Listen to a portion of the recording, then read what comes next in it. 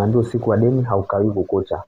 Zote mfamaji aishii kutapatapa. Unaambiwa leo Real Madrid anakwenda kumkaribisha Bayern Munich pale Santiago Bernabeu saa 4 kamili, pamoja na Arsenal anakaribishwa kule Ureno na Sporting CP saa 4 kamili. Leo ni raundi ya UEFA quarter final. Twende tukaangalia kwamba nani anakwenda kuibuka kidedea katika raundi ya kwanza ya quarter final. Tunaona kabisa mechi ni ngumu. Kwa ndugu wawekezaji, tuepuke kuifuata timu yoyote mazima, iwe Madrid iwe Bayern Munich. Lolote laweza kutokea katika raundi hii.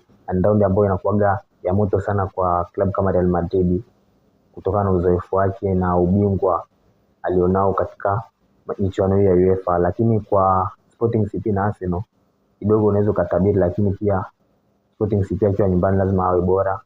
Arsenal yuko vizuri, lakini tusiconclude kwa kusema kwamba Arsenal anaweza kashinda au Sporting CP kutokana na matokeo mabovu ya Arsenal ya mechi iliyopita, na Sporting CP wako vizuri. Kwa hiyo ni mechi kidogo ina ugumu wake.